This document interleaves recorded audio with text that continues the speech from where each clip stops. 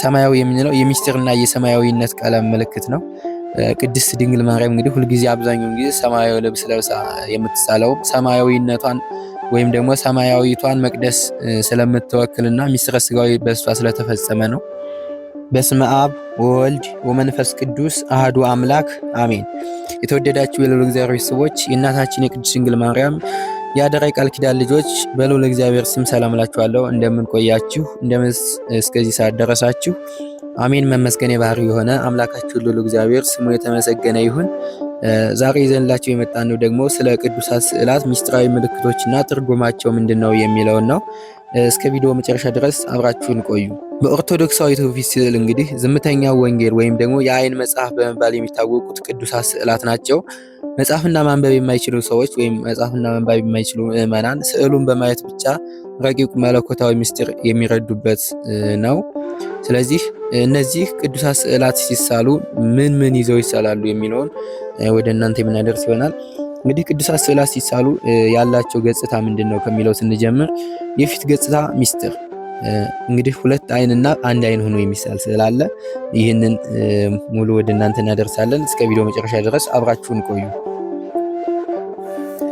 እንግዲህ በኢትዮጵያ ስነ ስዕል ውስጥ እጅግ መሰረታዊ ሕግ አለ። ቅዱሳት ስዕላት ሲሳሉ በምን መልኩ መሳል አለባቸው የሚለው እያንዳንዱ ሕግ አለው። ስለዚህ ይህንን ሙሉ ወደ እናንተ እናደርሳለን። ቅዱሳን እንግዲህ ሁልጊዜ ሲሳሉ በሁለት አይናቸው ሙሉ ፊታቸው እየታየ ነው የሚሳሉት። ይህም ቅንነትን ይወክላል ማለት ነው። በቅዱሳን ሕይወት ውስጥ እንግዲህ ድብቅነት የለም። ፊታቸው ሁልጊዜ ወደ እግዚአብሔር ወደ ምዕመናን የተገለጠ ነው። ሁለት አይን መሳላቸው ደግሞ ስጋዊና መንፈሳዊ እይታን በአንድ ላይ የያዙ መሆናቸውን ለማመላከት ነው። ዓለምን በስጋዊ አይናቸው፣ ሰማያዊ ሚስጥር ደግሞ በመንፈሳዊ አይናቸው እንደሚያዩ ለማመላከት ተደርጎ ይሳላል ማለት ነው። ወደ መጀመሪያ ላይ እንደነገርናችሁ ሁለት አይንና አንድ አይን ብለናችሁ ነበር። ሁለት አይን እንግዲህ ቅዱሳን ናቸው። ስጋዊንም ዓለማዊ ማለት ዓለማዊንም መንፈሳዊንም የሚመለከቱበት ማለት ነው።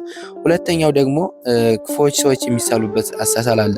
ለምሳሌ እንደ ይሁዳ፣ እንደ ሰይጣን ወይም እንደ ዳቢሎስ፣ እንደ ሄሮድስ ያሉ በጣም ገዳዮች የሆኑ በአንድ አይን ብቻ ይሳላሉ።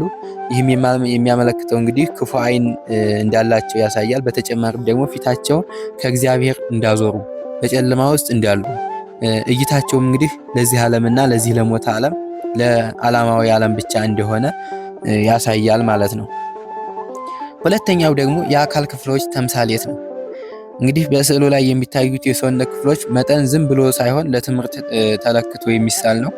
እንግዲህ ትልልቅ አይኖች ኑሯቸው ይሳላል። ቅዱሳን እንግዲህ በጸጋ የሚመለከቱት ሰማያዊውን ብርሃን በመሆኑ አይኖቻቸው ተለቅ ተደርገው ይሳላሉ። ይህም እንግዲህ ንቁ መንፈሳዊነትን ያሳያል። ሁለተኛው ትልልቅ ጆሮዎች፣ የሚሰማ ጆሮ ያለው ይስማ እንደሚለው መጽሐፍ ቅዱሳን የእግዚአብሔርን ቃል ለመስማትና ለምዕመናን ልመና ምላሽ ለመስጠት ምንጊዜም ዝግጁ መሆናቸውን ይገልጻል ማለት ነው። ሌላው ደግሞ ቀጭንና ትንሽ አፍ። በገዳማዊ ሕይወት እንግዲህ ዝምታ ታላቅ በረከት ነው። ቅዱሳን ከንቱ ወሬን የማይናገሩ ምግባቸው የእግዚአብሔርን ቃል መሆኑን ለማሳየት አፋቸውን ትንሽ ሆኖ ይሳላል። ይህም ሌሎች ደግሞ ረጃጅም ጣቶች ናቸው። በተለይ እንግዲህ መጽሐፍትን የያዙ ወይም የሚባርኩ ቅዱሳን ጣቶቻቸው ረዘም ይላሉ። ይህም እንግዲህ የስራቸው ቅልጥፍናና መለኮታዊ ጸጋ መሳቢያ መሆናቸውን ያሳያል ማለት ነው። ሶስተኛው ደግሞ የቀለማት ነገረ መለኮት ወይም ቀለማትን ስናይ ደግሞ እንግዲህ ቀለማት በስዕል ላይ የራሳቸው የሆነ ቋንቋ አላቸው። የመጀመሪያው እንግዲህ ወርቃማ ወይም ቢጫ ከለርን ብናይ ይህ ቀለም እንግዲህ የእግዚአብሔርን መለኮታዊ ብርሃን እና መንግስተ ሰማያትን ይወክላል። ወርቅ አይዘግም፣ አይበላሽም። የእግዚአብሔር መንግስትም ዘላለማዊ መሆኗን ለመግለጽ በቅዱሳን ስዕል ዙሪያ እና በጀርባው በብዛት ጥቅም ላይ የሚውል ቀለም ነው። ሁለተኛው ደግሞ ሰማያዊ ነው። ሰማያዊ የምንለው የሚስጥርና የሰማያዊነት ቀለም ምልክት ነው። ቅድስት ድንግል ማርያም እንግዲህ ሁልጊዜ አብዛኛውን ጊዜ ሰማያዊ ልብስ ለብሳ የምትሳለው ሰማያዊነቷን ወይም ደግሞ ሰማያዊቷን መቅደስ ስለምትወክልና ሚስጥረ ሥጋዌ በእሷ ስለተፈጸመ ነው። ሌላው ቀለም አይነት ደግሞ ቀይ ቀለም ነው።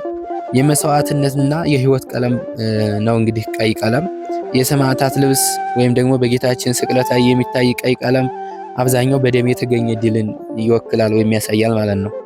ሌላው አረንጓዴ ቀለም ነው። የተስፋ፣ የልምላሜ፣ የትንሣኤ ቀለም በመሆን ይወክላል ማለት ነው። አራተኛ ደግሞ የበረከትና የልመና እጆች አሳሳል ነው። እንግዲህ የእጅ አቀማመጥ በስዕሉ ላይ ትልቅ መልእክት ያስተላልፋል። ከዚህ መካከል የማዕተብ ወይም የበረከት ምልክት አለው።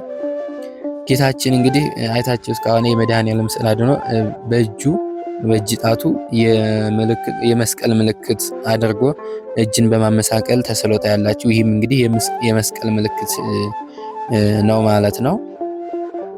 ያው በረከት የሚገኘው በእሱ በጌታችን ስም ስለሆነ በጌታችን መስቀል በረከት ስላገኘ ድህነት ስላገኘን የነፍሳችን ድህነት በመሆኑ ስለዚህ አማትቦ አብዛኞች ቅዱሳን ይሳላሉ ማለት ነው። እጃቸው ወይም ጣታቸውን አመሳቅለው ይታያል ማለት ነው። ሌላ ደግሞ በደረት ላይ የተቀመጠ እጅ ቅዱሳን እጆቻቸው በደረታቸው ላይ አድርገው ሲሳሉ ይስተዋላል። ይህም እንግዲህ ትህትናቸውን ጸሎትን ያሳያል ማለት ነው። ሲጸልዩ ትህትናቸውን የሚያሳይ ነው ማለት ነው።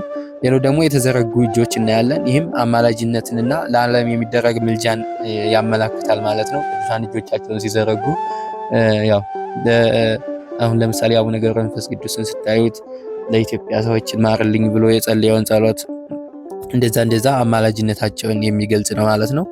ሌላውና አምስተኛው ደግሞ የብርሃን አክሊል ነው። እንግዲህ በቅዱሳን ራስ ዙሪያ የሚታየው ክብ ብርሃን ያው የሞገስ ምልክት ነው። ይህ ብርሃን እንግዲህ ከውጭ እንደ ፀሐይ የመጣ ሳይሆን ያው ቅዱሳን በውስጣቸው ባለው ጸጋ የከበሩ መሆናቸውን የሚያሳይ ነው። ክቡ መጨረሻና መጀመሪያ የሌለው መሆኑን ዘላለማዊ ክብርን የሚያመለክት ነው። በጌታችን ምስል ላይ እንግዲህ በክቡ ውስጥ መስቀል ይሳላል። በጌታችን ምስል ላይ ግን በክቡ ውስጥ መስቀል ይሳላል። ይህም እንግዲህ ጌታችን መድኃኒታችን ኢየሱስ ክርስቶስ የመስቀል ባለቤት መሆኑን ለመለየት በመስቀሉ ተሰቅሎ ለሰው ልጅ ድህነት እንደሰጠ ለመለየት ነው ማለት ነው። ስድስተኛው ደግሞ አቀማመጥና ቁመት ነው። እንግዲህ ቁመትን በሚወክል መልኩ ወይም ቁመትን ደግሞ ስናይ ቅዱሳን አብዛኛውን ጊዜ ቁመው ይሳላሉ። ይህም እንግዲህ ዝግጁነታቸውን መንፈሳዊ ትጋታቸውን ያሳያል። ያው ሰነፍ ማለት ቅዱሳን ሆኖ ሰነፍና ተኝቶ የሚጸልይ አንድም ቅዱስ የለም። ተኝቶ የሚጸልይ ቅዱስ የለም። ያው ቁመው ነው አብዛኞቹ የሚጸልዩት ማለት ነው። ሌላው የመስኮት ተምሳሌት ናቸው ይባላል። ቅዱሳን እንግዲህ ያው ልክ እኛ ወደ ቅዱሳኑ ስዕል ስናይ እነሱም እኛን እንዲያዩን አድርገው ወይም እኛን እንደሚያዩን ይታመናል ማለት ነው። ወደ ቅዱሳኑ ስንጸልይ ቅዱሳን ደግሞ ወደ እግዚአብሔር እንደሚያደርሱ እንደሚያማልዱን ያው ሁላችንም የምናውቀውና የምናምነው ነገር ነው ማለት ነው። ሰባተኛው ደግሞ የተፈጥሮና የእንስሳት ተገዥነት ነው። እንግዲህ በቅዱሳት ስዕላት ዙሪያ አንበሶች፣ አሞሮች፣ እባቦች በሰላም ሲጫወቱ ይታያል ወይም ደግሞ ተስለው አብረው ይታያል ማለት ነው። ለምሳሌ አቡነ ገብረ መንፈስ ቅዱስን ብታይ አንበሶች ከታይ ይታያል። እንደነ ዳንኤል አንበሶች ጋር ያው አንድ ላይ ሆኖ ይታያል። እንደዚህ አሁን አንበሶች ሲታዘዟቸው አሁን የኤልያስን ስዕል ብታዩት አሞራ ከላይ እያመጣ ምግብ እንደሰጠው የሚያሳይ ስዕል አለ። ስለዚህ የቅዱሳን ስዕላት በዚህ መልኩ ይሳላሉ ማለት ነው። ይሄ የሆነበት ምስጢር እንግዲህ ሰው በገነት የነበረውን የቀድሞ ስልጣኑን አዳም እንስሳትን ያዝ ማለት አዳም እንስሳቶችን ያዝ ነበረ። ያው በገነት ሳለ እሱን ያመላክታል ማለት ነው። እንግዲህ ውድ የቻናላችን ተከታታዮች የቤተ ክርስቲያን ስዕላት ቀለምና ቅርጽ ብቻ ሳይሆን እያንዳንዱ መስመር የእግዚአብሔር ምስጢር የሚሰብክ ታላቅ መጽሐፍ ነው። ይህን አውቀን እንግዲህ ስንሳለምና በፊታቸው ስንቆም በረከት ይበዛልናል። ሁላችንም ለቅዱሳን ስዕል የሚገባውን ስግደት መስጠት አስፈላጊ ነው ማለት ነው። ለቅዱስ እግዚአብሔር የአምልኮ ስግደት፣ ለሌሎች ቅዱሳኖች ደግሞ የጸጋ ስግደት እንሰግድላቸዋለን ማለት ነው። የዛሬ ነበረን ይህን ይመስል ነበር። እኛን መርጣችሁ ስለምታደምጡን የልዑል እግዚአብሔር በረከትና ሰላም አይለያችሁ። በሌላ ቪዲዮ ተመልሰን እስከንመጣ ድረስ ቸር ቆዩልን። ሰብስክራይብ ያላደረጋችሁ አዲስ የሆናችሁ ሰብስክራይብ በማድረግ ላይክ በማድረግ እንድታበረታቱን፣ ይህ ቪዲዮ ደግሞ ለሌሎች ሰዎች እንዲደርስ ሼር በማድረግ አብሮነታችሁን እንድታሳዩ እንላለን።